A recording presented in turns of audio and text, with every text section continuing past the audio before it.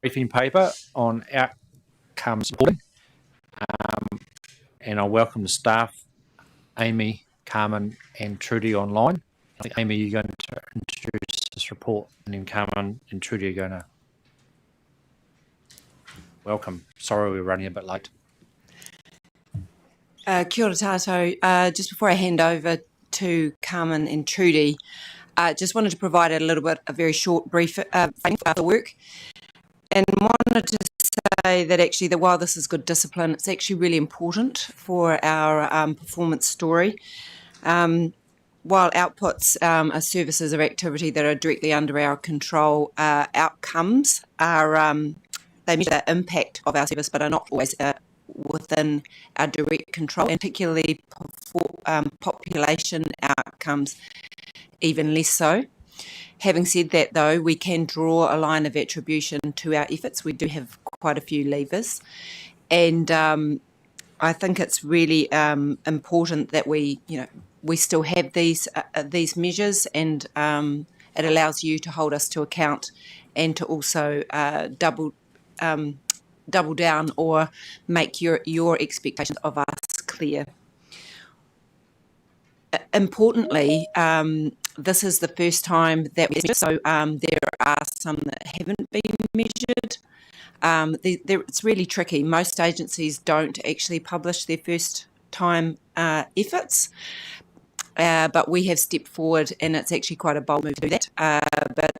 But just to take that into account, to put in a measure or to ensure that the systems are robust and repeatable and would pass audit if they were audited, it takes a lot more than just writing something down. Also, there are some, and there will continue to be some that we don't necessarily make. It is about turning the curve, but sometimes we don't hit the specific target. The key to an outcome measure or an outcome indicator is that over time, if we continually miss those measures and we've fulfilled our service measures, it's time to change our settings or do something different. So please keep that in mind for when staff are running you through the presentation. Over to you. Okay, so in the interest of time, I won't add anything more to what Amy said, but Trudy's online. She'll talk us through the presentation. I'm going to help drive it here in the room, so we'll be making it work between the two of us. Welcome, Trudy. And thanks for that, Carmen. Right. Thank you. Thank you. Can you go to the first slide? Thanks, Carmen. So the purpose of this presentation is to give councillors visibility of the first outcomes report. So we're really excited to have that in a state that we're ready to publish. Next week we're planning for Monday. And as Amy's just said, this is our first outcomes report. So I just wanted to take the time today to step you through how we've got to and what you're going to see when those web pages go live on Monday. Next slide, please. So the timeline for outcomes reporting, we have been working on this for just over 2 years. The impact framework was developed in 2023, and remembering the impact framework is how we measure the impact of our work on the things that matter in Canterbury. And you'll recall this is part of a fundamental shift that we organise our work to make sure that we're becoming more outcomes focused, more purpose driven, and to ensure that we're doing the right work at the right time to have the intended impact. Also in 2023, alongside the impact framework, we developed the outcomes. These were included in the long-term plan, which was adopted in June 2024. Throughout the 24-25 financial year, we focused on refining the as Amy said, we've really kind of put these through their paces. We pressure tested the methodologies to make sure that they're applicable for future review. Also the ease to interpret for the public, and also making sure that we're creating enduring methodologies that didn't need to be changed year on year. We also focus strongly on establishing the most appropriate baselines, and in general our principle had been to establish a baseline before the impact framework came into effect. So where possible the baseline would be from the 23-24 year or earlier. However, where there was no historical information, we create new methodologies and establish a baseline as soon as possible. after that date. We've also been working on our new web pages and creating new reporting back web pages which allow users to navigate a summary of our outcome measures, detailed information supporting each measure, and helpful infographics, maps and charts to support the result. Next page.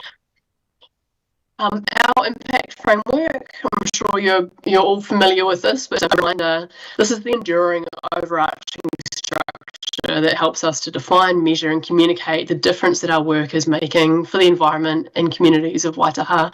Just looking at the pieces of this, starting at the bottom and working our way up. With the context, we always consider the context that we're operating within, the regulation, policy, legislation, partnership, collaboration, commitment to climate change. This surrounds all of our work and is informing the decisions that we're making. That first white box, delivering our core services, describes the inputs. This is how we're using our people, our resources and our budget. Core services, the next white box going up, describes our outputs. This is how we organise our work into the 3 core services. And off to the right, this is measured by service measures as effective outcomes, which measures, and ultimately at the top, realising our vision and aspirations. There can be some confusion between service measures and outcome measures, and this diagram very clearly shows that they're 2 quite different measures, measuring our core services, measuring our outputs and our outcomes. Next page. So just to go into that in a little bit more detail, our service measures, as the slide says, describe the services that we provide year on year. Environment Canterbury are wholly responsible for this. This is our commitment to the community. So our service measures are set out in the long-term plan. They're part of performance, and this is the way that we measure delivery of our core services. We've got 34 service measures with targets, and we report to Council each quarter on how we're tracking. Outcome measures, alternatively, are enduring changes we want to see that move us towards the Council's vision for Waitaha. Many of the outcome measures are sourced from existing legislation or national direction. They are things we can influence and contribute to, we have attribution to, but we're not solely responsible for. We rely on contributions from many others, including Papata Purunanga, central government, local government, stakeholders and community groups to make progress over time. Next slide. This is a look at all of our outcome measures at a glance. So organised by the 3 core services, there's 17 outcomes, which is described on the left of each table, and then 25 outcome measures, which is described on the right of each table. So this is just a snapshot, and as we progress through the presentation, we'll drill down into each of those core services and have a look at summary of outcome measure results. Next page, please. So the key messages for outcomes reporting, as I've mentioned, our web-based reporting is due to go live on Monday, making our results available to the public. This is a first for us, and it's been an enormous amount of work to get us this far. And we're looking forward to seeing the information grow over the years so we can gather more valuable insights. We have results for 2/3 of the measure. So we have a baseline and a first result for 2/3 of the measures. We've also set very simple targets of either increasing or decreasing. So we've been able to determine if the target has been met, not met, or not changed. An outcome measure that has been met doesn't mean that we've achieved the outcome, but the comparison of this year's result to the baseline indicates that we're moving in the right direction.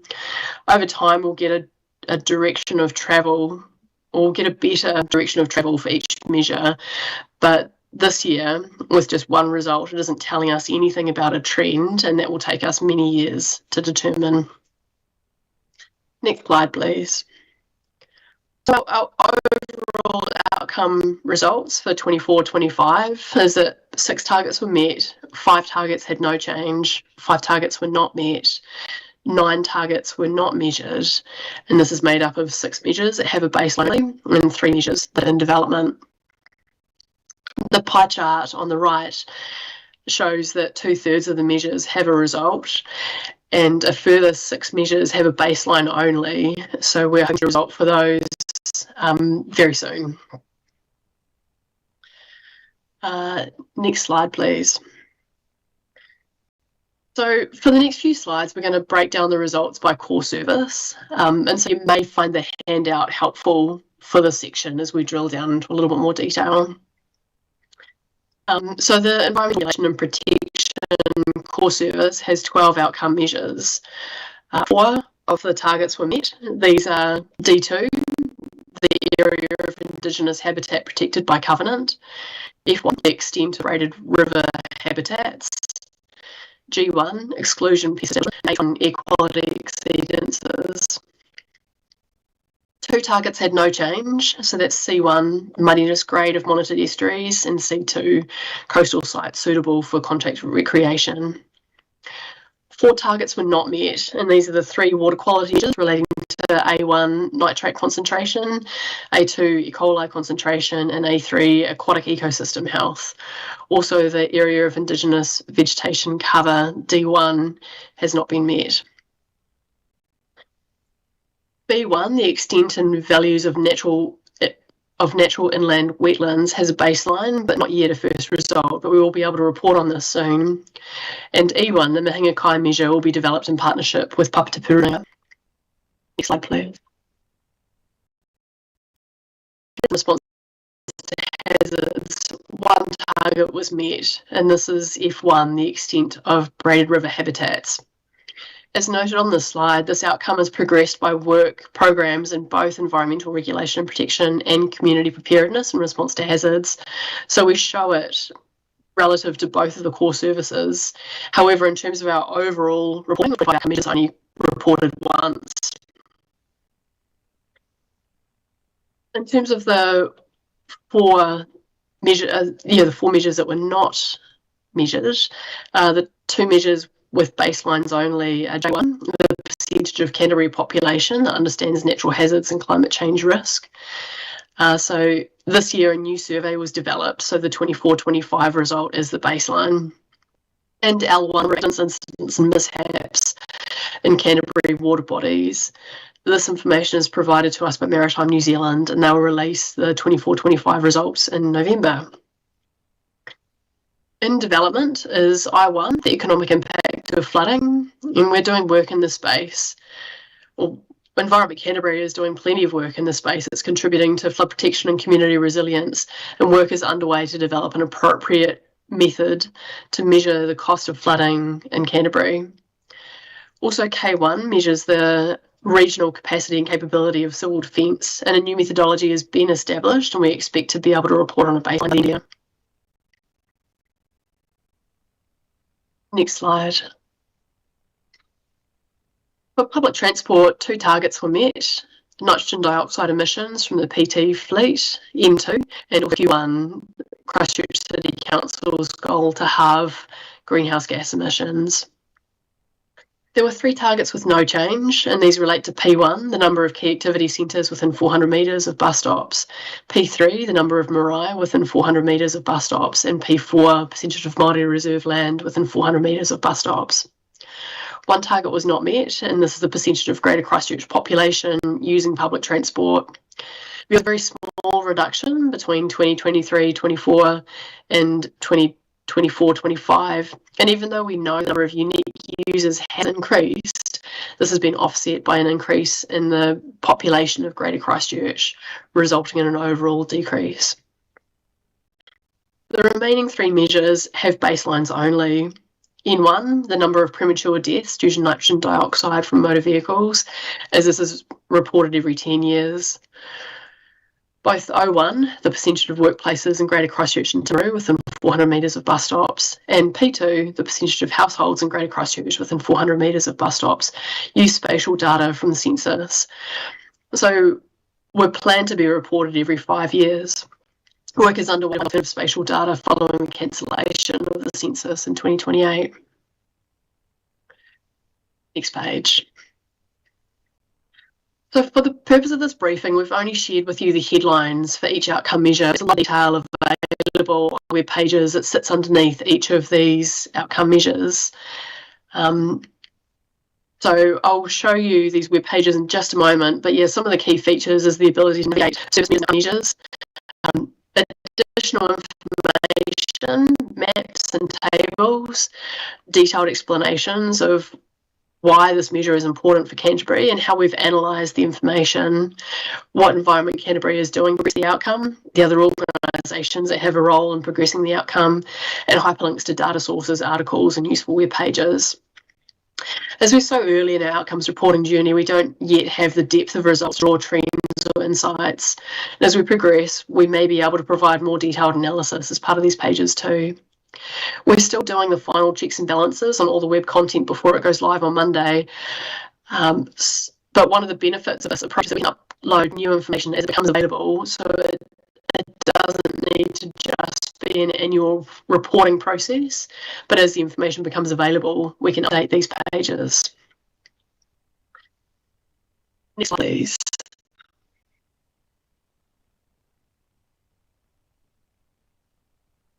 Okay, so what I'd like to do now is just take you on a little journey through these web pages and how they're looking. So bear with me while I share my screen. Is that coming up for you in the chamber? Yes. Yep. Great, thank you. Okay, so this is just a quick look at the new reporting back pages that will go live on Monday. So you can see here that there is an outcomes reporting section and a service reporting section. So we're able to show both of them together there. I'd like to take you through to the outcomes reporting. And you can see that are available on your handout there, and just the sort of headline results for each of those outcome measures. You're also able to filter service to take a better look. As I said, there's a wealth of information that sits underneath each of these pages, and I've just given you a snapshot of that information today. But you can see for the percentage of monitored river and stream sites graded D or E for E. coli concentration, we have a summary of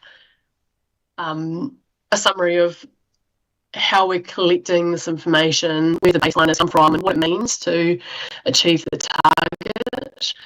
A graph there which shows the monitoring site distribution and the result for each of the monitoring sites, and then a summary of that data and how that's spread across those grades. There's also the additional information around why are we measuring this, links to relevant frameworks and articles, the methodology explanation, what work are we undertaking, the role of environment improving this outcome, and then other agencies we're working with. So we have this similar level of information for each of those outcome measures. Just take a quick look at another one there. So as you can see, a wealth of information that gives a much greater understanding of what's happening in each of those outcome measures and why that's important to us. Okay, so I'll stop sharing there, and Carmen or Katie, I don't know if the slide pack is showing on the screen again. Thanks, Katie.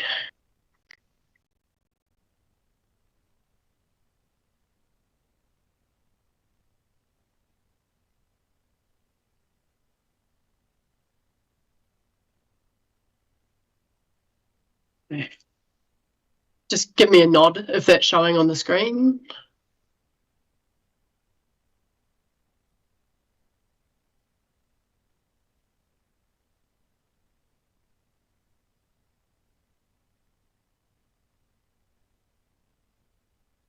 Great, thank you. Okay, so next steps this week and probably next week as well, we'll be emailing Runanga chairs and stakeholders to introduce the web pages. We're due to go live on Monday, the 15th of September, and I will email councillors with that link on Monday when it does go live, so that you're able to navigate and check out those outcome measures yourself.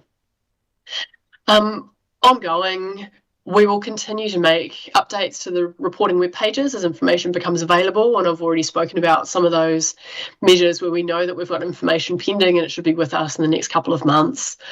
Work will continue on the 3 measures that are in development, and staff will review our work programs and look for opportunities to improve our impact on outcomes as part of the long-term plan.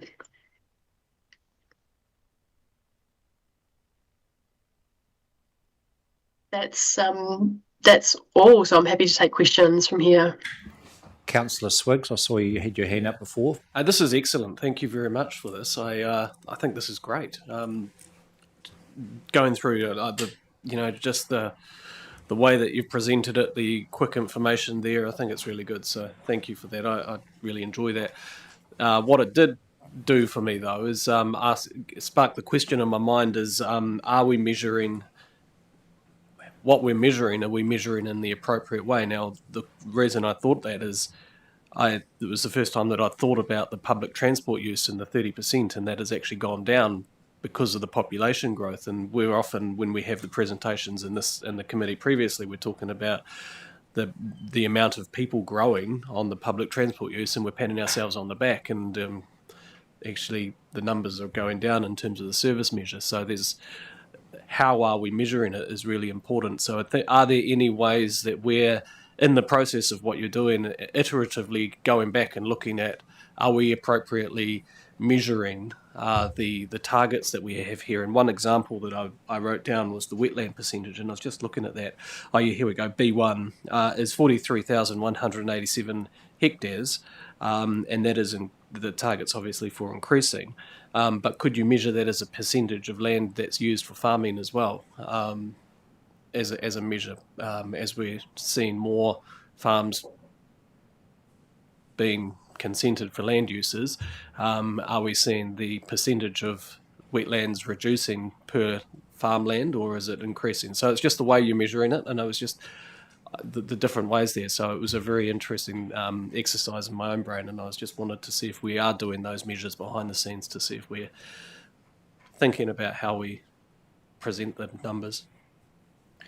Councillor Southworth. Just to answer that question, I'm sure Trudy would like to jump in.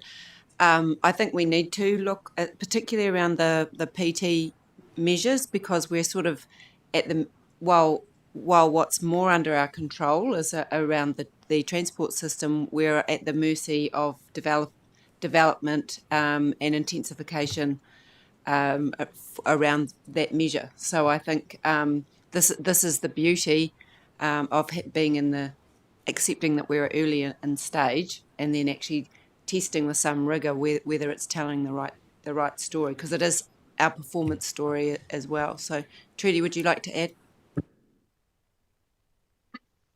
Very similar. I think I mentioned that we've spent a year developing the methodologies, and so we have really tested a lot of different alternatives, and there are many different ways that we could have presented this information. So I think we're happy with where we've landed, but I do think that there are some that that will require some improvement. So yeah, Councillor Swiggs, I do appreciate that suggestion. And I think, as we've signalled here, the long-term plan will be a good opportunity where we can come back and review those, and we should have 1 or 2 years of outcomes reporting under our belt to inform any changes to those measures. Yeah, thank you for that. It's a good start. So good work. Thank you. Mm-hmm. Sorry to jump the gun there. Councillor Southworth.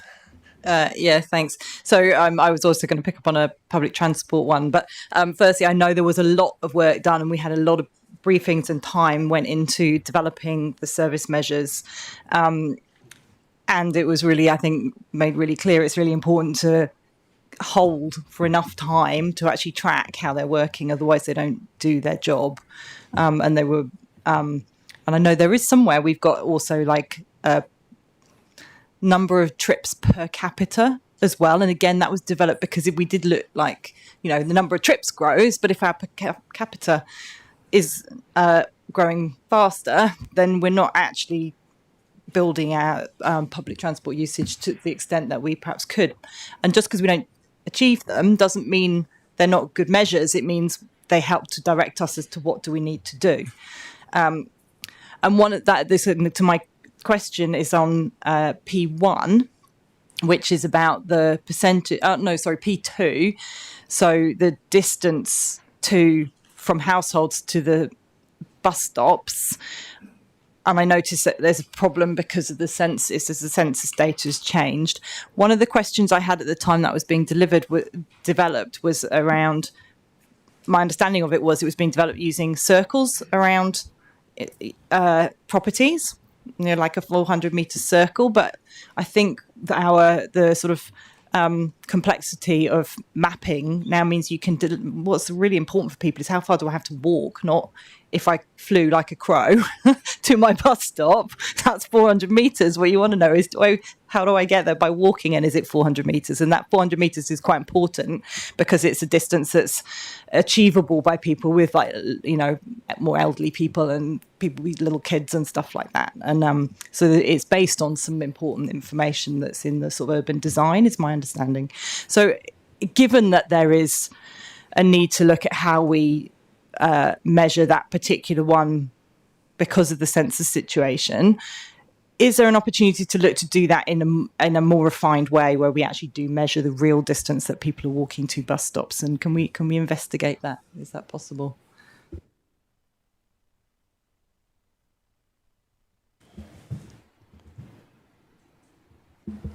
Through you, Chair, I'll sorry, Carmen.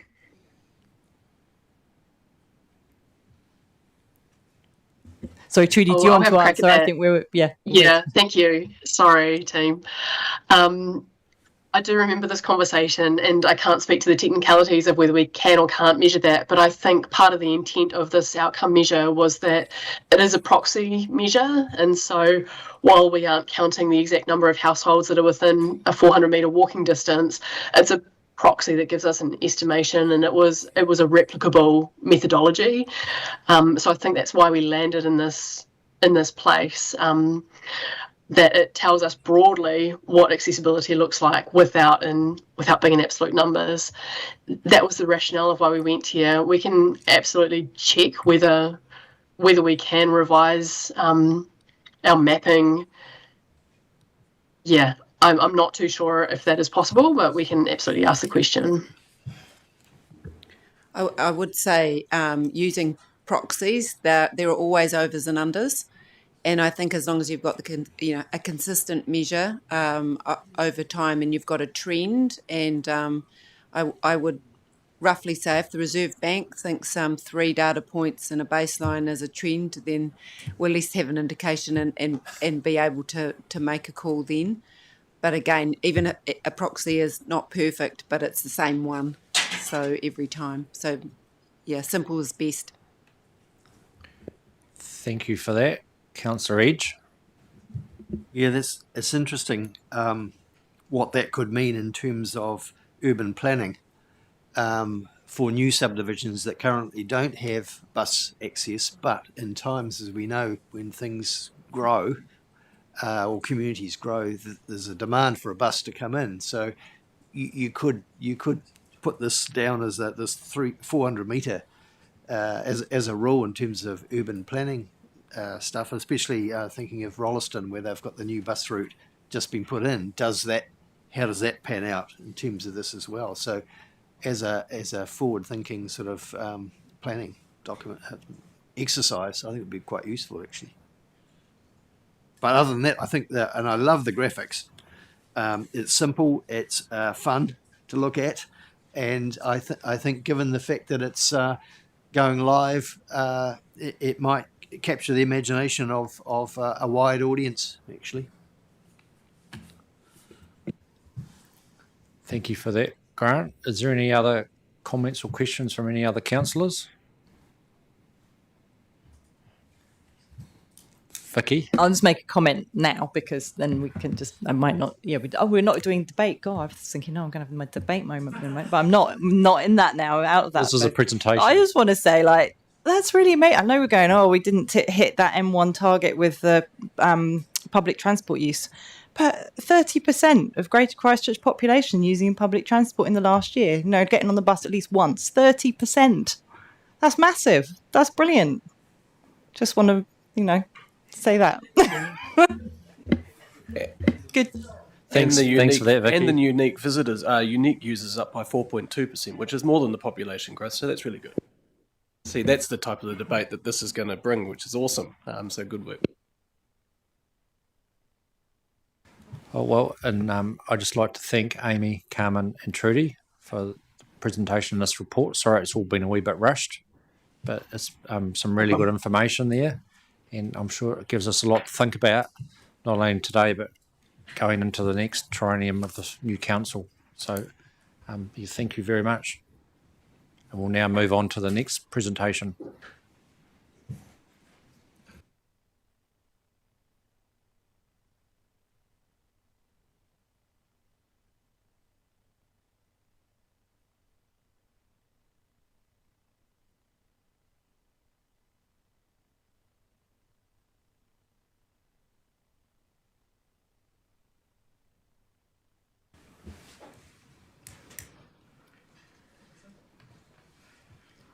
So we've got the three likely lads at the table. We've got Paul Hulse, Cam Smith, and Andrew Parrish. Welcome to the table to do this presentation, and I'll ask Tim Davey to introduce this. Thank you very much, and it's really great to be able to bring this to you. It was deliberate today that we brought this to you, having had the regulatory report in the committee meeting this morning. So it was deliberate, and a lot of the discussion that we had this morning on that regulatory report is directly relevant to this. This is a really significant piece of work, and it's a really, I know it's towards the end of the day, but it's a really exciting piece of work, and I'm really excited to be involved in it. As the acting director of operations, it's my job to lead the delivery of regulatory services. And the purpose of today is to introduce you to this piece of work, which we call the Smart and Enabling Regulator, which is driving the future success of regulatory implementation. And I want to start with a bit of a scene setting, and I won't take too long, which is, we've been discussing it today in the committee, or you've been discussing it today about we've got some really challenging problems in Canterbury to address. And, we normally refer to these as wicked problems. And what we've done in response to that is we've set limits, we've had rule frameworks, we've driven behaviour change, or there has been behaviour change. And we know that the outcomes, as we've just been talking about right now, are still not where they need to be. And I guess the most significant thing when I think about this, and I've been with the council quite a long time now, is we've now got 20,000 plus consents in our rule framework. And that level of complexity is just too much. It's been driven, out of good intentions in trying to drive change and move things in the environment. But it's too much for our community. It's too much for us as an organisation to be able to administer properly, and it's not necessarily driving the environmental outcomes that we seek, or at least it's not easily driving those outcomes, perhaps I should say. So what we're aiming for is a system that's simpler, faster, and more enabling. A system where there are fewer consents, we're applying for those as easier, and we're demonstrating, and this is really important, demonstrating compliance is straightforward, while still holding the line on environmental standards. And that's really important to stress that. This is not about shying away from environmental standards, but it's about making things easier for our customers, and while still driving for those standards and improving outcomes. And the obvious starting place for this would be a planning framework. It would be to deliver a new plan. But we know we haven't got that lever at the moment. And even if we did, it was discussed earlier, it's going to take several years to be able to get something like that through. And we think that there's an awful lot that we can do right now. And that's what this Smart and Enabling Regulator project is about, is how can we make things easier for our customers, easier to get consents, easier to demonstrate compliance with what we have got right now. So look, I'm going to hand straight on to the people who really know what they're talking about. And perhaps actually I'll just quickly take one thing just to say that you're used to having Andrew in front of you as the planning manager. Andrew has been seconded out of that planning manager role and into this project. And you and I know Andrew well and know the level of intellect and mana that he holds in the organisation. And I think it's a reflection of how important we think this project is, that we've seconded Andrew out of his planning manager role and into this project team. So that's how Andrew's here in front of us. And but I'll hand on to, is it you, Paul? Yeah. Who's kicking off? Yeah. Welcome, team. Thank you through the chair. So you'll hear from me, Cam and Andrew. I'm going to quickly go through my slides, but repeating a little bit what Tim has just said. Smart and Enabling Regulator Program is about designing a regulatory system that's easier to navigate and comply with. We had these conversations today. We've had conversations nearly every time I come and talk to you about our regulatory activities. It needs to be simpler, easier to understand, and as Tim has alluded to, that also delivers environmental and community outcomes, which is really why we're all here. So this today is going to outline that work. Cam's going to go into a bit of detail, and Andrew is also about some of what we're referring to as work streams. You will know about some of these because we've spoken to you and the live and happening under the Compliance Improvement Programme, but SIR is broader than that, and so you'll get to hear about those initiatives. What this slide is really telling you is that the work that we're trying to deliver through the Smart and Enabling Regulator is aligned to our 4 PO. All of those PO matter, but especially it's putting the community at the heart of what we do and removing pain for the people by improving our systems and processes. Jen spoke to you today about a lot of the shift around compliance. A lot of that is just processing systems that if we fix, we're going to actually be in a really good position to make a change. We'll go to the next slide. At the heart of what we're doing are some design principles, as you can appreciate. It aims to deliver through these design principles an adaptive, outcomes-focused, digitally enabled, designed around the needs of our customers, Mana Whenua staff in the community. And as I've alluded to, it builds on lessons that we've already learned from consents and compliance improvement projects, while responding to wider pressures experienced across our regulatory functions. We wanted to use the Smart and Enabling Regulator to strategically transform and redesign the way that we regulate. Rather than being bound to a fixed time frame, we're trying to structure this in kind of delivery cycles or short sprints, so that we can say, these are the initiatives over the next 3 to 6 months. Can we deliver some change? Can we report on its outcome that we've delivered on that change, and then move on to the next thing? It's a really different way of working in this building, but it's also, I suppose, acknowledging there's lots of change around the government, around legislation, and so we probably need to remain agile, and we don't want to invest in things that might not get us to where we want to be. At the heart of this, and I'm sure you'll all agree, that the SIR project, well, we're attempting to rebuild trust, reduce regulatory burden, and deliver better value to the region. And they're all conversations that I've had with you around this table. Anyway, I'll hand over to Cam.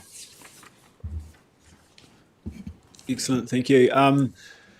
I'll just add a little bit more context here, Paul started to talk to this. Tim's introduction really kind of talked about the complexity of our regulatory regime, and that's something we are kind of tackling through this. The other thing is being really kind of ready for and kind of anticipating the change that's coming to us from government. And some of this is actually really consistent with the Smart and Enabling Regulator program, particularly if you think about some of the more kind of straightforward ways in which to consenting, shift to permitted activities, and we've been thinking about that for some time. You've probably seen this slide before from Olivia, but the key points here, we know there's two new bits of legislation coming our way in the Natural Environment Act and the Planning Act. There'll be a kind of a real system shift within that, narrower scope of effects, strong emphasis on property rights, and a move from precautionary to permissive regulation. So part of us is thinking about how we might operate in that world. Again, resource consents likely to be fewer, more permitted activities, and simpler categories.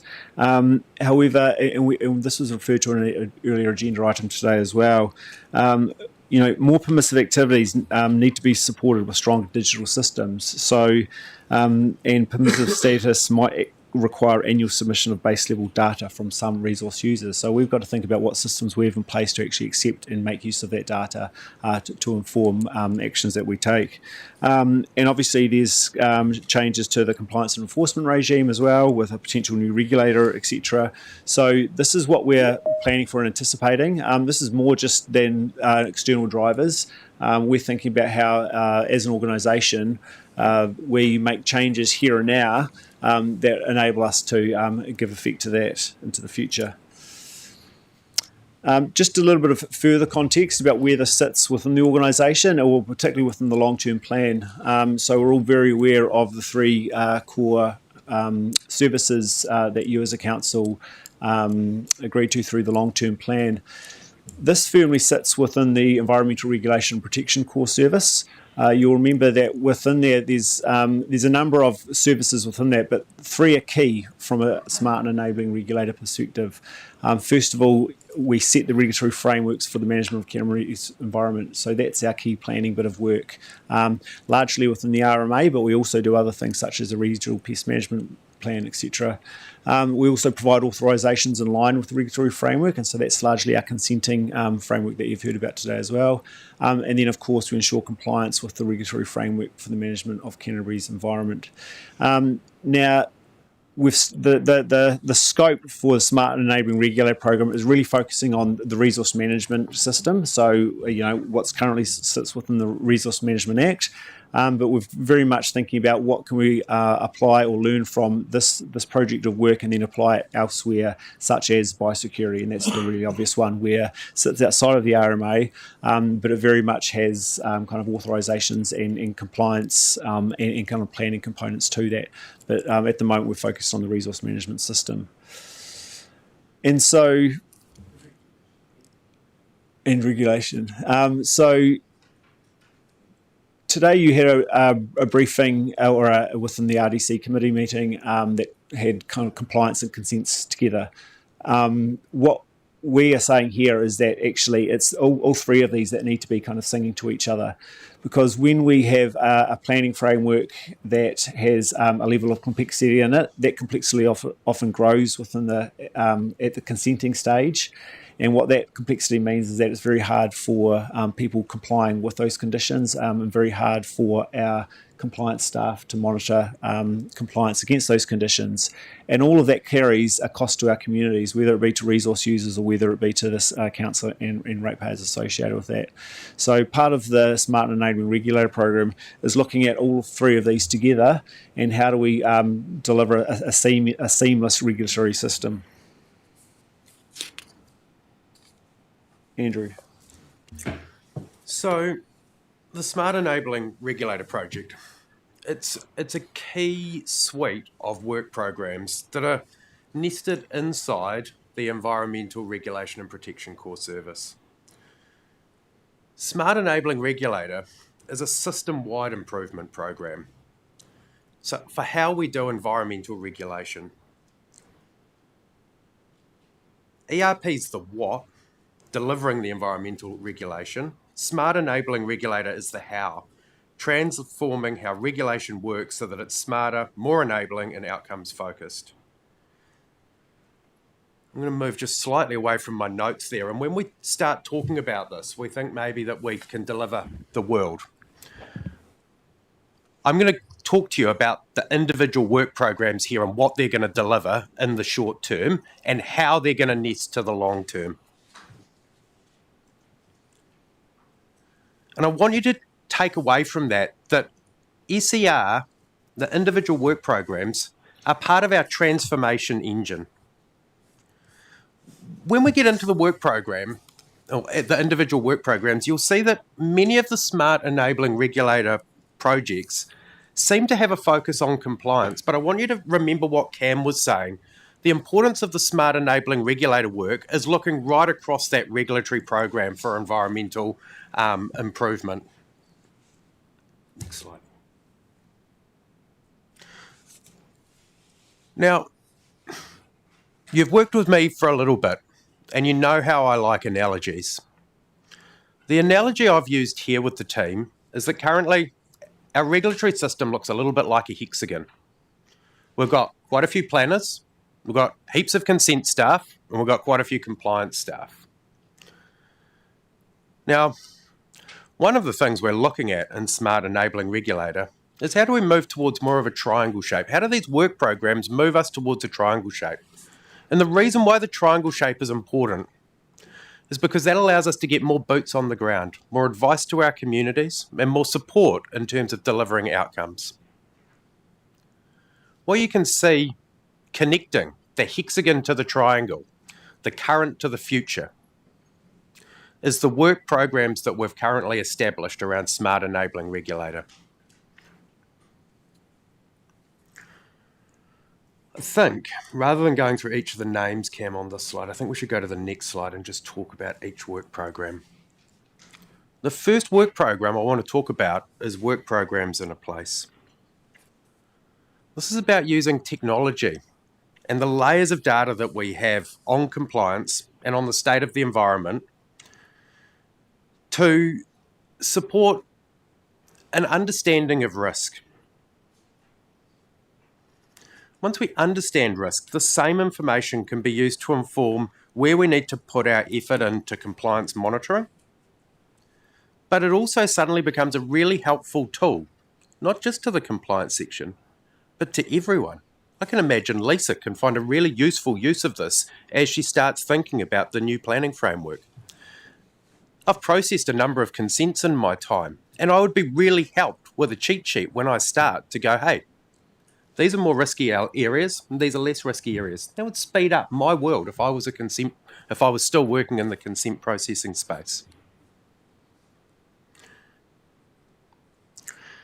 Our early work has focused on ensuring we're doing our work on a consent by consent basis, and that's where we can take a joined up approach. We're now starting to move on to layering those consents over on a property by property basis to really get down and understand that risk focus.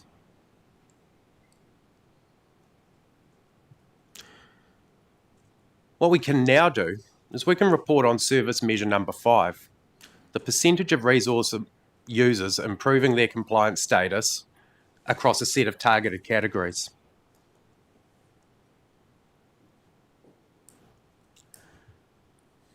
I think we should move on.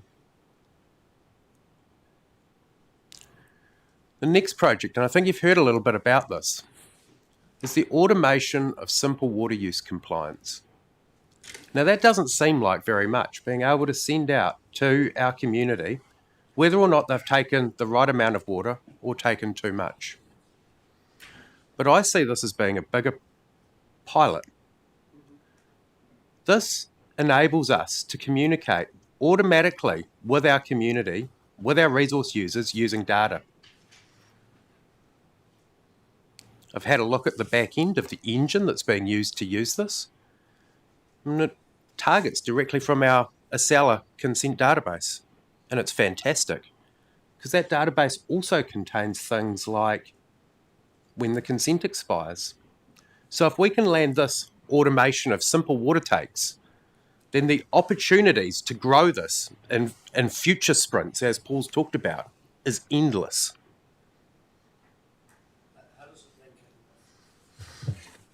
How does it link in with the existing contractors who provide the digital data to you guys from me, and tell me how I am behaving according to my own consent conditions? I'm not entirely sure, Councillor McKenzie, whether you are using the FTP service or the API, but this program. No. So maybe this is not the time to dive into the detail, and maybe we take that offline. But there are a number of different ways as to how we're currently getting data into the business. This automates at least some of that data stream coming into the business, which takes a human out of the process, which means that a human can be doing other things. That's the idea behind the program of work. I just make the point that we provide data through a third party. I have no bloody idea what you're talking about. Never ask me, because I have no idea. I just provide it through the party. Yeah. Councillor Swiggs.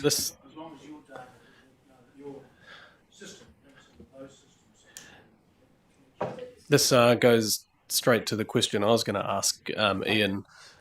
Firstly, I'm a little bit surprised to hear FTP is still being used in this building for getting data in. That's very not very secure.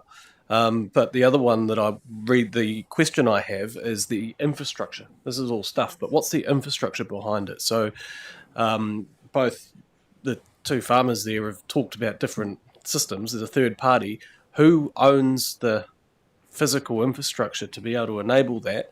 And then whoever owns that, how does the trust, the trust between owner of the infrastructure and then the regulator or whoever then transmits the data and all that?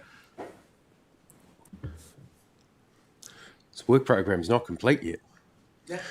But at the same time, I'll take a few steps back and just speak more broadly. So for as long as I can remember, we've been adding on to resource consents that you must telemeter in the data. That got more a more stronger push when the government released the water metering NES, which required that. So we now have people that are required to send their data in to us. It comes in a range of formats, and you're right, because consents are very old in some cases. They were granted for a long time period, but we've been asking for this for a long time. Some of the technology is kind of old. Looking forward, the question is, currently we've got a whole range of different data sources coming in. How do we standardise that data so that we trust the data that's coming in and it matches the amount of water people are actually taking?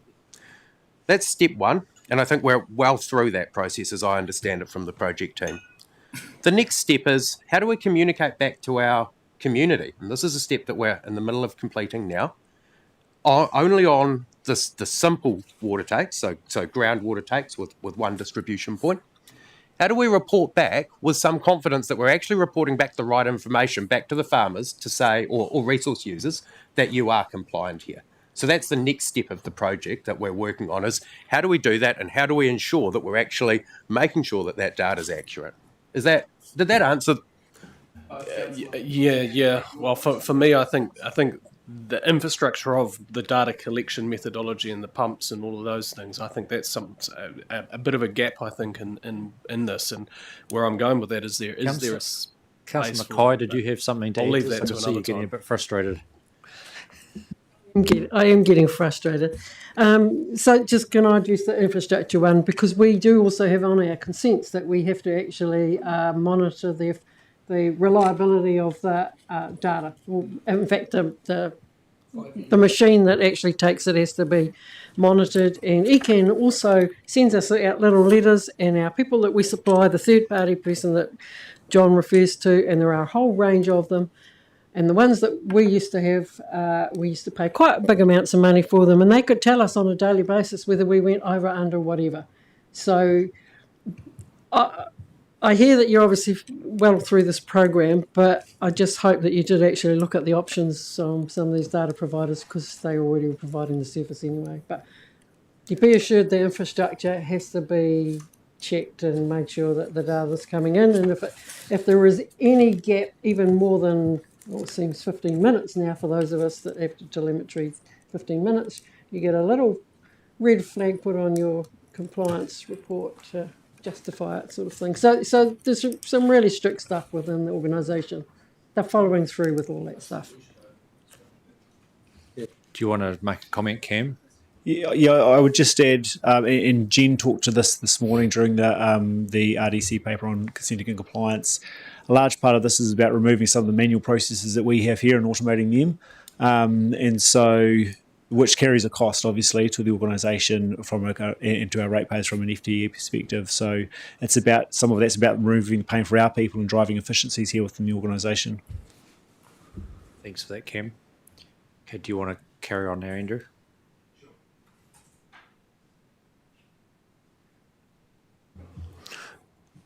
The next program of work that we're talking about in Smart Enabling Regulator is how do we implement our resource management system in partnership. So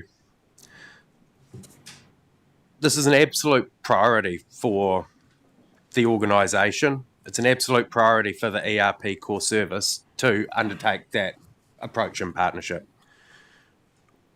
So we're continuing to support mana whenua to define and monitor what doing it right means and embedding mataranga and rangatiratanga into our regulatory design. We've got 2 and potentially on the verge of 3 of the Papatipu Runanga environmental entities working with us, Mahanui Kurataia and Aoraki Environmental. So that means that we've got 6 of our Papatipu Runanga working with us and co-designing this work with us. Do you want to go to the next slide? Yeah, cool. So the next program of work, and oh yes, sorry. Can you go back to so is that in a nutshell, is that cultural monitoring of the whole kind of, I know that, we do cultural monitoring or cultural health monitoring, Māori cultural monitoring, but what do you mean by, so are you saying that you're identifying, like Wahitapu, Wahitonga, Mahinga Kai, waterways and all those sorts of things? Is that what you're saying?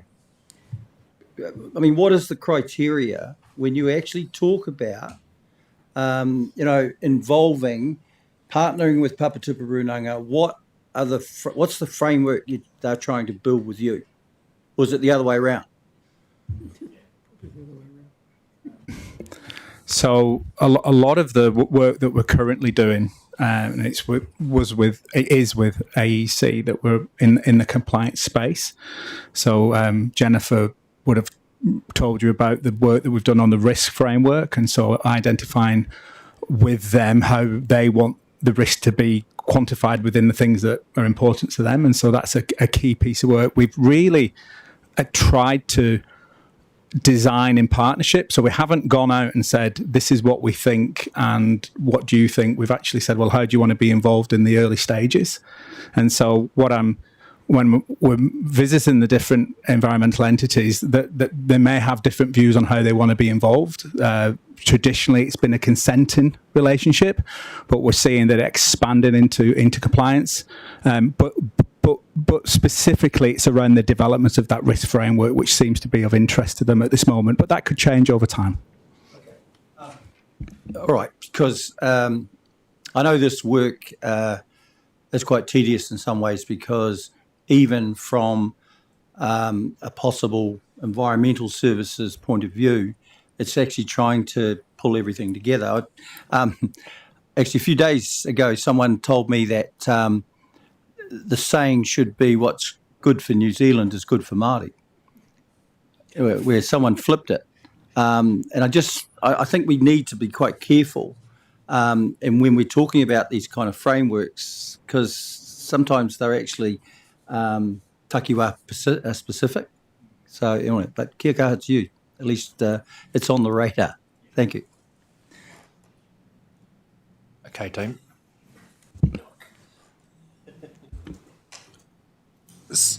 we've spoken about the consent renewal surge that will be coming.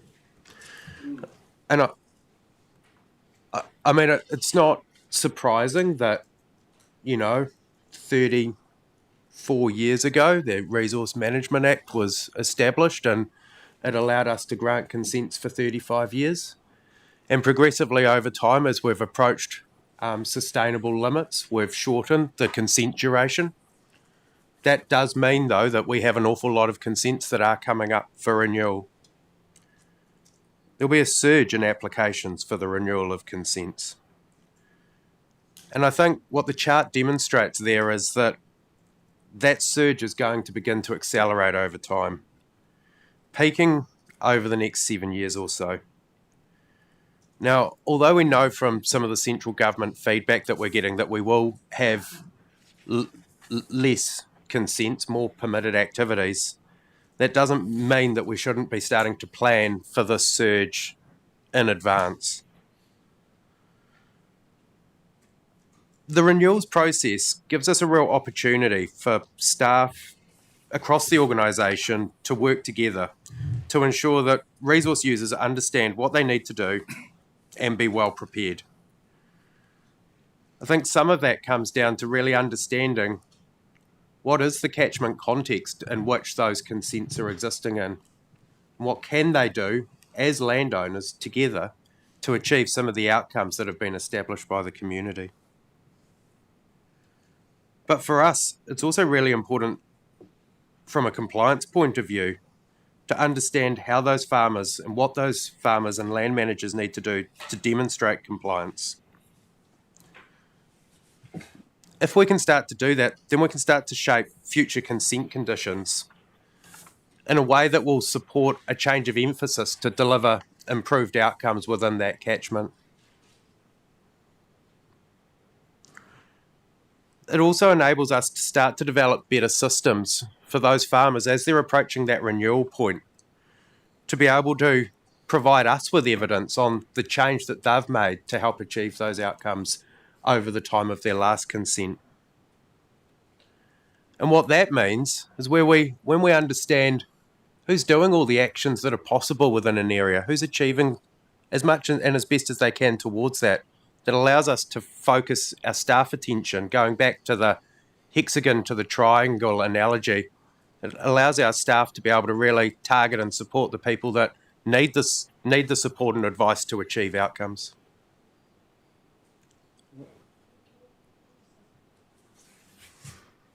Councillor Mackay.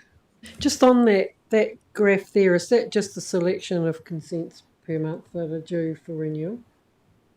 Or are they tens or hundreds? Or, I mean, I've read them just as single digits per month. Is that just a selection of? I believe that all? So we're looking like at 8 a month, 7 a month, 6 a month. Surely we're expecting more than that, and otherwise you might as well. We only need 2 in the planning. There is more. I think it's more illustrative than actual. I'll take it back. I'll confirm.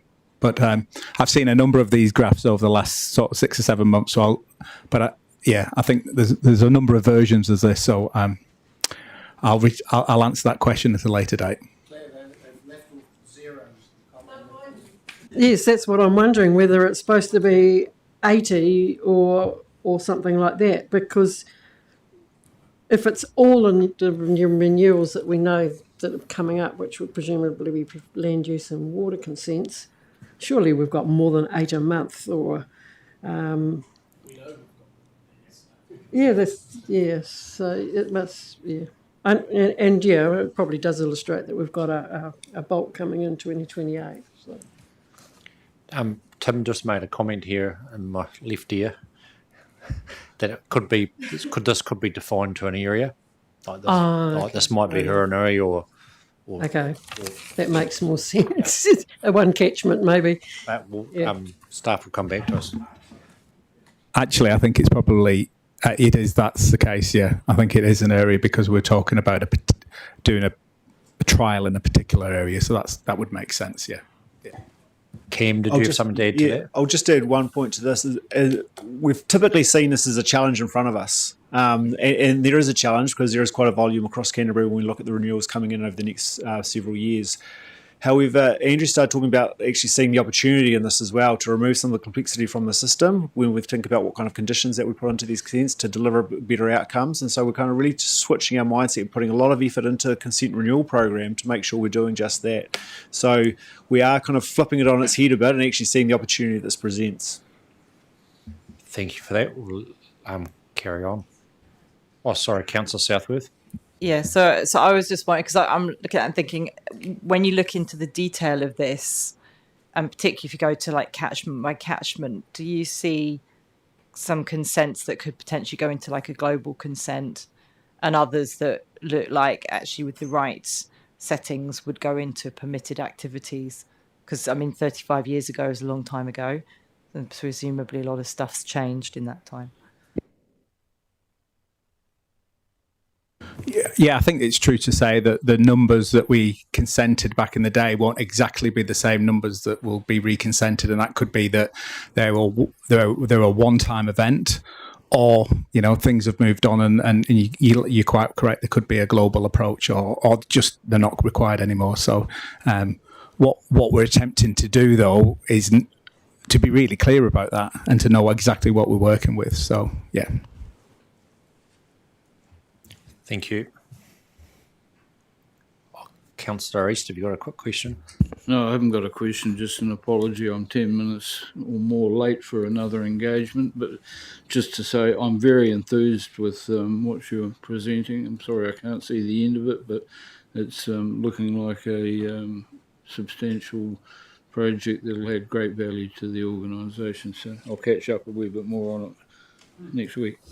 Thank you.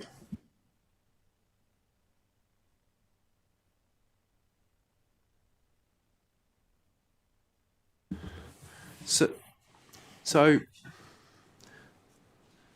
the work we are doing now within our consenting and compliance functions will serve us well and support the development of a planning framework that's better informed, allowing us to develop rules and tools that are informed by a customer-centric approach and based less on modelling, drawing on actual data. The aim is to build a digital backbone needed to answer like a key question I'm driven by, which is, can our resource users know, can I do this activity here? Dan, who prepared this presentation, pulled together an awesome demonstration cell phone up there. It's a pity it's not live. But I think that, if you can catch an Uber, a taxi by cell phone, you should be able to find out whether or not you can gain permission or whether or not you need to talk to Environment Canterbury around the environmental activity that you're doing. Now, I hope that you've seen that, this particular program of work is something Lisa and her team are absolutely driven on. But unless we start thinking about some of those actually, and I know I saw the look on your faces when I was saying it, you're just thinking this stuff is so simple. But we just cannot get to that data-driven planning framework unless we get some of those foundations in place right. Unless we can communicate with our community, using the data that they're providing to us, and we can do that automatically. What hope do we have of starting to move towards this data-driven planning framework? The second part is that I think that we've talked to you, and this is probably a problem that I've had as the planning manager too.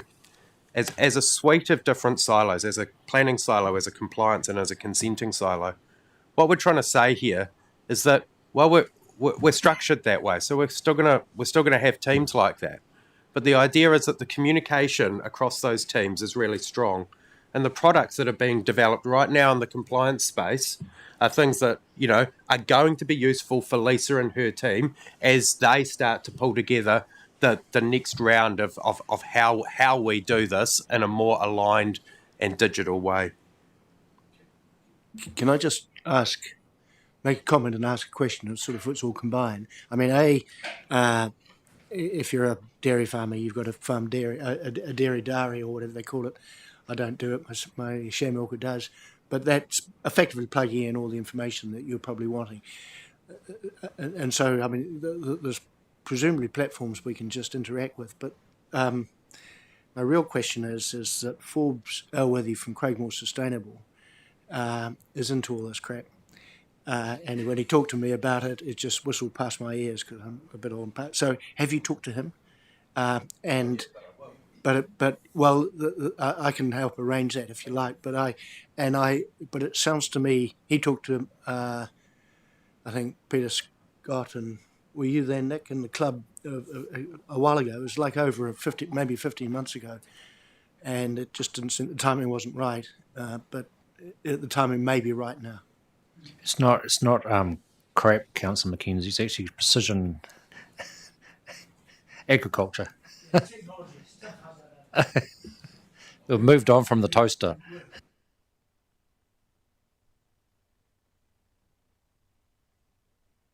This slide probably captures some of what we're talking about here. You know, we need to be very clear with our regulatory framework that our community actually understands what we're asking of them.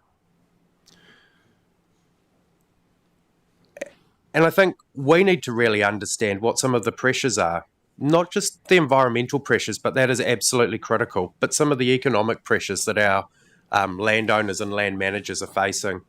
And I guess the outcome that we can create for Waitaha Canterbury.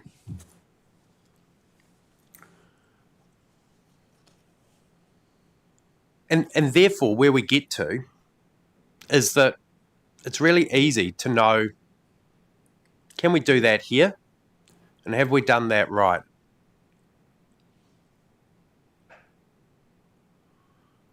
We need to be much better with our sharing of data. We collect an awful lot of data, and some of the things that I've said is, how do we turn that data now into information that supports our community to make the right decisions? We've got new data streams that we're really not maximising yet. You know, the remote world of remote sensing, the world of the Internet of Things. How can we support our community to adopt some of those things if that has an absolute reduction in cost of the regulatory burden that we're creating?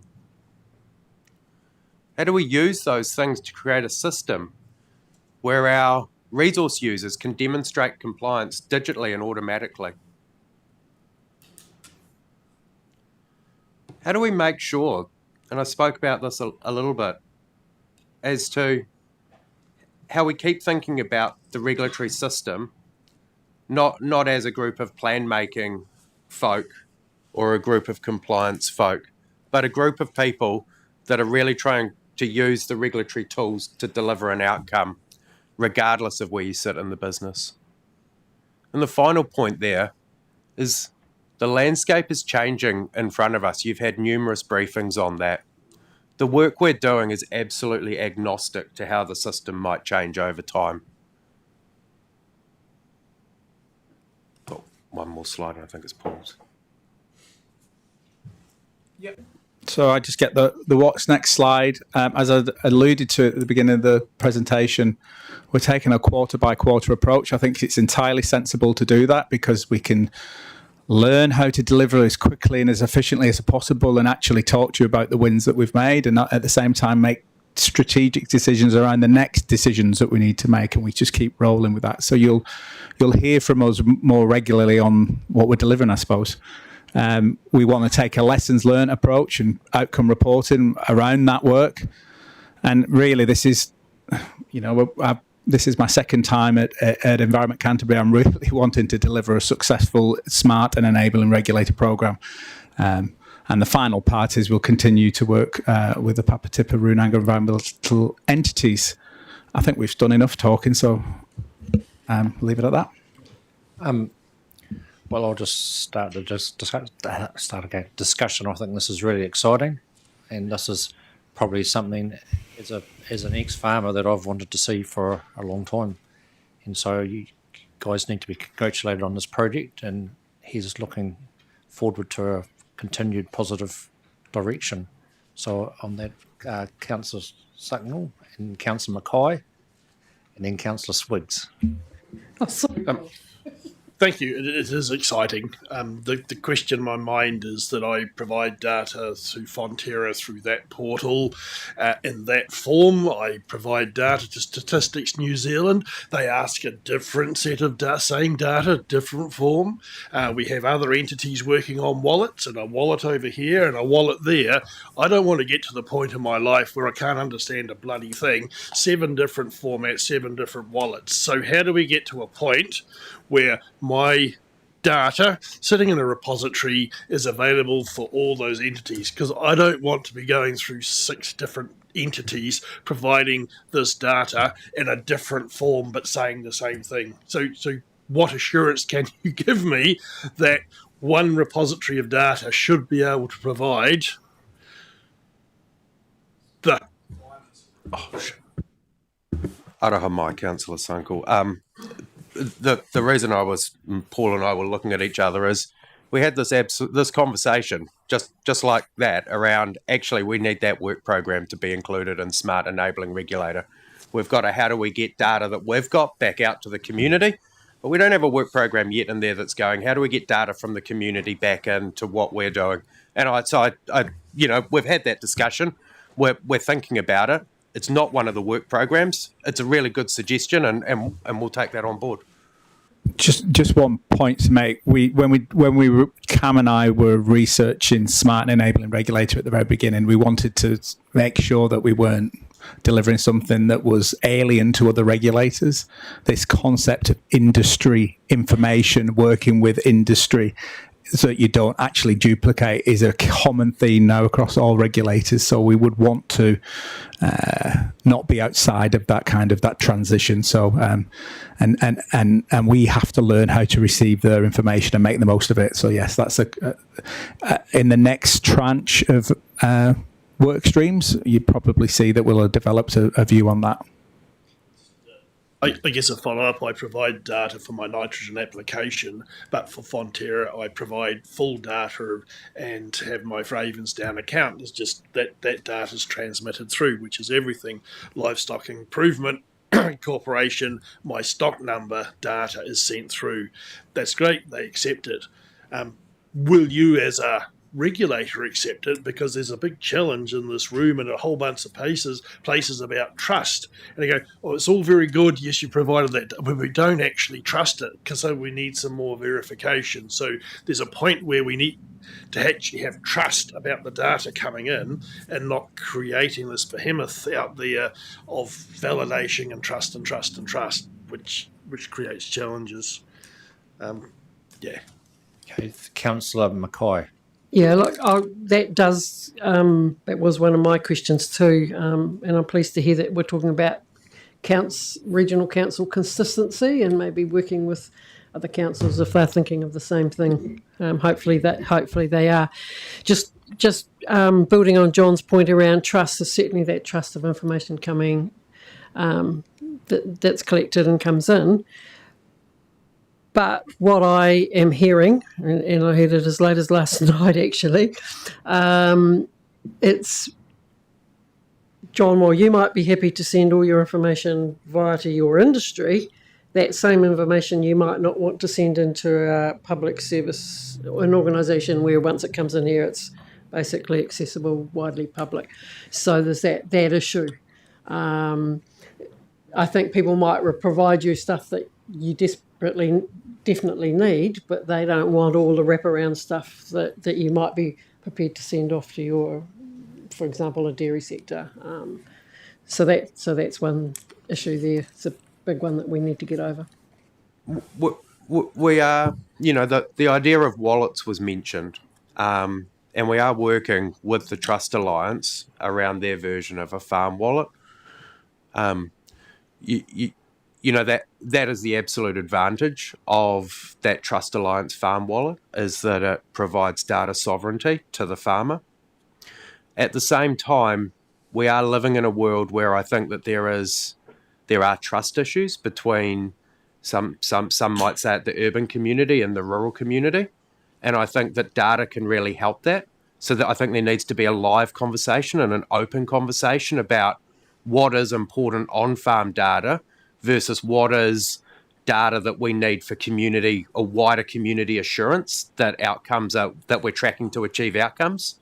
There was quite a conversation earlier around nitrates that I listened in on. That's only one of our environmental stresses, but I absolutely see the issue in terms of telling your competitors as to how much nitrogen you're providing versus how much imported feed and where you're putting that and so on and so forth. There's some business decisions that you might want to keep to yourself. That's a live conversation that has to happen. And it's well and truly tied up in some of the work that we're thinking about here. Okay, I have two others. I could have interrupted, but I didn't during the presentation.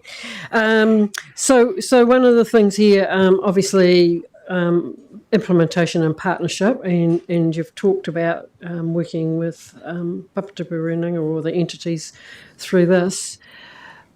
I think the important thing, and I mean you've sort of touched on it, I guess, in the comms plan, how we work, how we get information out to resource user and partners and wider thing.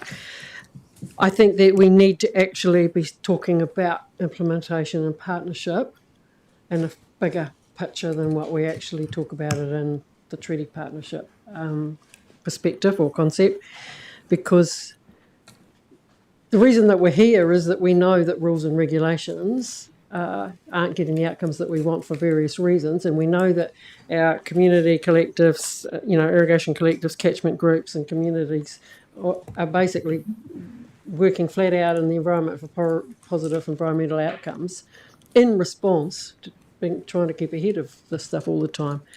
So it's about taking people with us, working with people and taking people with us, and that's one of the really good changes that we have seen with the Land and Water team coming on board.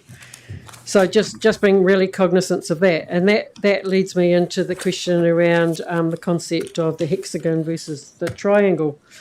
And if I put the thinking there and around the non-statutory stuff as well, because we've got to be thinking about that in the bigger picture, is how do we, in the short term, because we've got annual plan, which we probably can't substantially change our funding distribution in there, but how can we grab some pots of money from different places and start shifting them over into this triangle so that we can start getting the actions on the ground that we heard about being talked in the previous discussions that we had this afternoon in the meeting. Because I think that's, to me, that's the important thing. Otherwise, we've got to wait till the long-term plan that's gone through and, then we've got another year or 18 months or 2 years. So it's something that perhaps staff could be thinking about now. Absolutely. And I'm certainly not pushing back on the idea. I wouldn't have introduced it if I didn't think that there was some legs in it. The flip side is that I've watched I'll give a specific example, actually. The farm portal, which we established as part of the Land and Water Plan, was our first foray into trying to make things smoother, faster and digitally enabled. And it didn't do that. It really needed more testing. And I want to caution you as a council to make sure that we maintain the human resource before we move to a machine solution on that pathway of checking that it works. Because I was burned really badly through that farm portal discussion. Yeah, you're probably all on my page there. Councillor Swiggs. My question has been asked by Councillor Sunkel, but I do have one thought is around, and I'm still thinking about this infrastructure part. Like the piece that's missing is the infrastructure of who owns the actual devices, and if we're going down this track, does the regional council as a regulator need to own the devices, the IoT of things, and all of the bits that are reporting in? Because then you can get standardisation of the actual devices, standardisation of the data methodology, so that it is trusted. And I'm just wondering it's in the back of my mind. It's not a thing that is a absolute, but I'm just wondering if that is, as the regulator, especially in my mind, thinking where potentially RMA reforms are going. If you read the the report that they put out, it's kind of where they're talking about. So it's just a thought. Yeah, well, let us, by the next time we brief you, that we can probably have some more clarity on that. I suspect we would want to own some of the infrastructure without question, and we'll need that for a whole range of reasons. And then we might need to be flexible with other data that we receive and how we use it. And then that's probably goes back to Councillor Sunkel's view with, well, let's make the most of those industry relationships, because it gives us a perspective over compliance that we should actually consider when we're making decisions. So I think it will be a balance, but certainly can probably put more emphasis on the next update. You don't mean the telemetry or the water meters themselves. You're just talking about the receiving infrastructure, yeah. The whole lot. Like, it's in the back of my mind. It's not something I'm wedded to or thinking this. So you need to think very carefully about the cost of changing to a uniform system. I know it would cost a lot of money. Whether in fact that is required to actually get the same data, because the way it's done at the moment is that ECAN requires a certain level of telemetry and data, and the information when it arrives, as I understand it, I'm not a geek, is that it comes in a format, regardless of the brands that are sending in the information comes in a uniform data collection system, which enables ECAN to use that data. It's just a thought in the back of my mind. Through you, Chair, just I suppose sometimes I feel like an old man, and I feel like I've been here a long time, because this was this was a really live discussion when it came to water metering 20 years. Well, I wasn't here 20 years ago, but that sort of length of time, and there was a deliberate decision made by the council, because if you want to contrast, Horizons Regional Council own all of the infrastructure around water metering. They have around about, I can't remember the figure, but it might be 150 to 200 water takes that needed metering. We've got thousands. And it was a deliberate decision to say, exactly as Councillor Mackenzie's, we'll set the standards, and in fact it was more than that, because we will go out, and we had a water metering officer and get discounts on getting good equipment, so that and making it as cheap as possible for people to have it, but that it was a requirement of the consent. So it was it was set the standards, try and enable it as best as possible, so that people didn't have to pay over the odds for it, and that was the approach taken, rather than the Horizons approach, which was we'll own all the infrastructure, because the cost of that is huge. I don't know, I can remember that discussion. Yeah. We were both old men. Okay, so Whaki, have you got a question? I was just going to add to Tim's comment, though. My understanding is those the meters have got tamper proofing on them, and they've got so there's mechanisms in there to make sure there's no way that you can get data in that's falsified. There's a question that's ethereal. We can't alter our meters short of turning them off, and then we get the question, why hasn't data come in that 15-metre block? So there is no way of tampering. They're all hardwired, so you can't turn them off. Yep. Councillor Edge, have you got one quick question, and then we're going to... No, well, I haven't. These guys are hogging the time space, so I've got a few questions. So I'm going to ask them. Just really one good question. If you note down what I'm saying, rather than sort of having a big conversation. The things that cross my mind with what you're doing is the government's stuff is still a bit unknown about what they're going to do, and the reduction, more permitted, less consenting, and all that sort of thing. So that's good. The thing that in your diagrams, the sewer process sounds really good. But one of the supporting really symbiotic things, if you like, I got the wrong word, but anyway, will be the non-statutory planning advice and how you lock that in as well. There'll be some consenting stuff, but I think a much bigger block of non-statutory stuff, that because the conversation that I have with people is they want that because they want to have some ownership of what they're doing.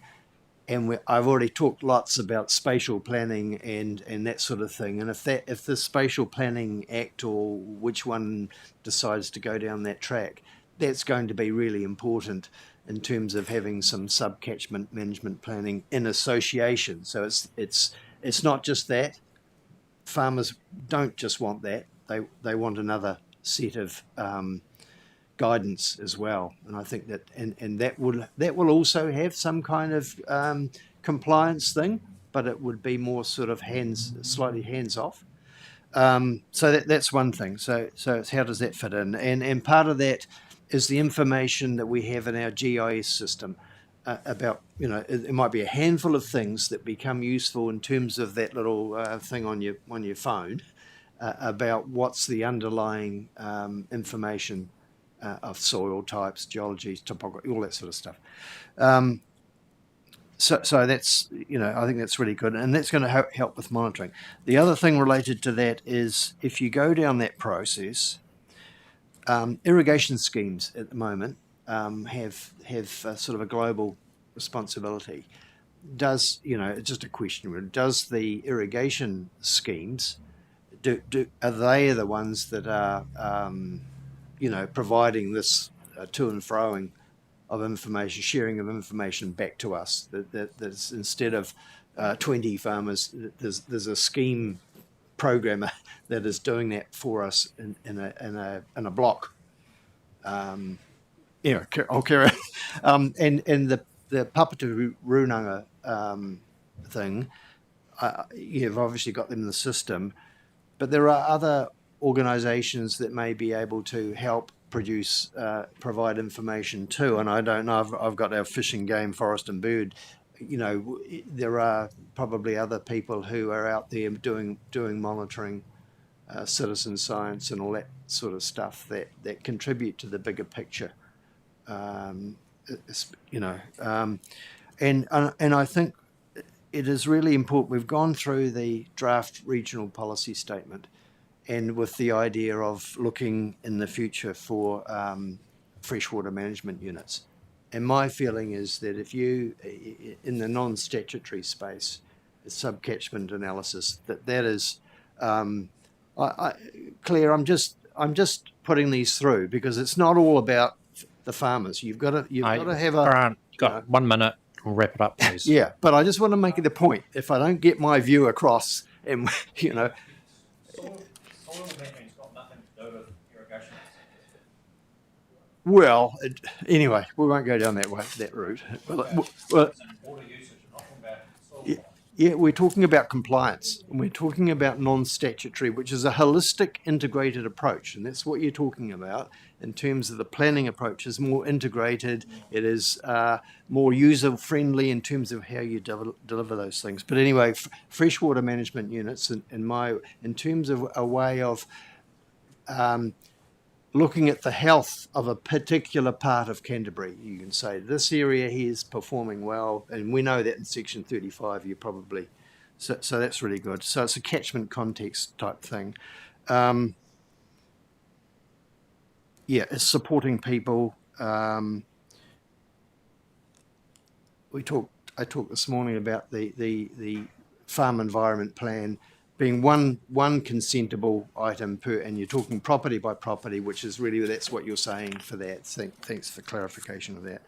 Validation, that's really important for all of those, not only the system of that, but I think you do need that human element to provide an interface with people. People are wanting us to go out there and talk to them. It's not all electronic. It's not all technological. The other thing was that in terms of the data, whatever system you use, you mentioned, I think in one of the slides, about a national data set and I think Claire mentioned the all the regional councils. What is the systems that are going to be successfully taken place on a national level? And let's not be too suspicious about providing information between consent holders and ourselves. I mean, it's, otherwise we don't then know the true facts. I mean, that's a weird thing, for me. Anyway, that's me. Okay, Grant. Right.